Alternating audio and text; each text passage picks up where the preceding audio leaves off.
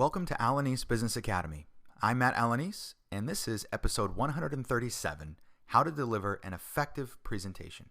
In our last video, we walked through some of the different elements involved in preparing for some kind of presentation. If you haven't viewed that video, you can do so by selecting the link above or going to the Alanis Business Academy YouTube channel page and searching for episode 136, titled How to Prepare an Effective Presentation.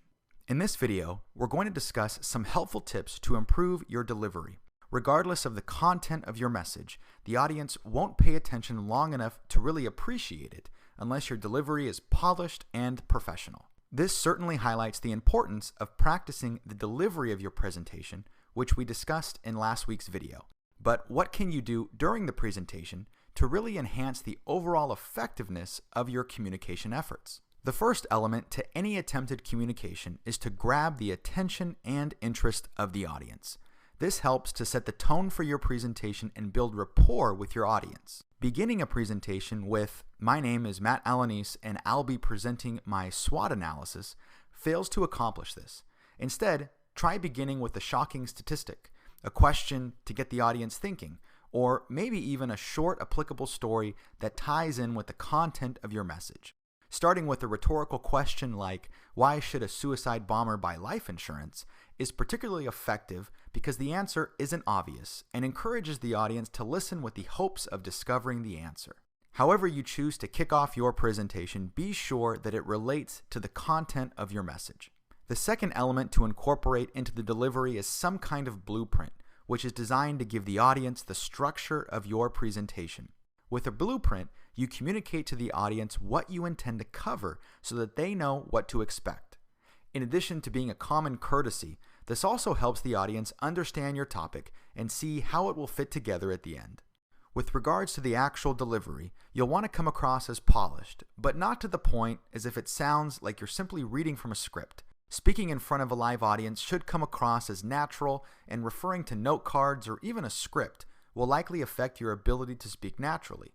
Using note cards or scripts can also affect your nonverbal communication as well. If you absolutely need some type of reference while speaking, try writing down a few key words instead of entire sentences. These key words can serve as mental markers and allow you to determine what you should be discussing in your presentation. For example, you may write down the word monetary policy, which can serve as a cue for you to discuss monetary policy as well as some of the tools under monetary policy. You may even list the name of an article that you want to discuss. Whatever you do, it's important that seeing that particular word, question, or phrase helps to jar your memory so that you can move into that area of your presentation. Referring to scripts or comprehensive notes, I find, only causes the speaker to read from them, even though they know the information. The next thing that you can do to really improve your public speaking is to remove the physical barriers between you and your audience. This includes podiums, lecterns, and other physical objects that establish a barrier with your audience. Instead, try to stand in front of your audience. This may seem a little unnerving for some, as we often use physical barriers as comfort, but it really helps to engage your audience if there's nothing in between you and them. In addition to removing physical barriers, you can also incorporate effective nonverbal communication. Since a majority of communication is made via nonverbal means, it's important that your eye contact, posture, and hand gestures all complement what you are saying. Try to vary your eye contact to avoid speaking entirely to one side of the room or one person specifically. This prevents part of your audience from feeling neglected and disengaging from the presentation. One technique to try while speaking to boost your confidence is to find those handful of audience members that will nod their heads during the presentation. This can provide some positive feedback, which is especially important at the beginning of the presentation when the presenter is trying to find their rhythm. While speaking, be sure to stand upright and avoid slouching or leaning against any one object. This can be a distraction to the audience and also affect your voice quality. Standing up straight allows a presenter to project their voice while also portraying confidence. When speaking, it's also a good practice to incorporate hand gestures to complement your speech. Be careful not to use these too loosely, as they can serve as a distraction to the audience. Instead, use controlled movements. One technique you might want to try is to keep your elbows near your sides when speaking.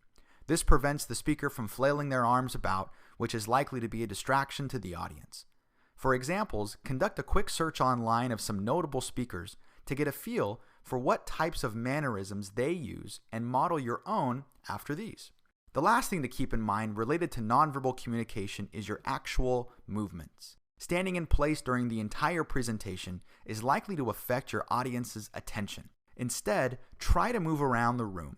You certainly want to avoid pacing back and forth, as this tends to reflect negatively on your confidence level, but selecting a few spots and moving periodically between them during your presentation can be a great technique to maintain the attention of your audience.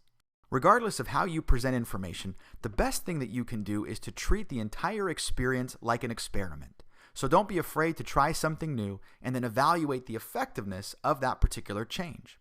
Soliciting feedback from your audience in the form of a brief survey can also give you further insight into some opportunities that you may have as a presenter. This has been How to Deliver an Effective Presentation. For questions, please leave them in the comment box below, and I'll do my best to get back to those in a timely fashion. And remember to subscribe to Alanis Business Academy to have our latest videos sent to you while you sleep. Thanks for watching.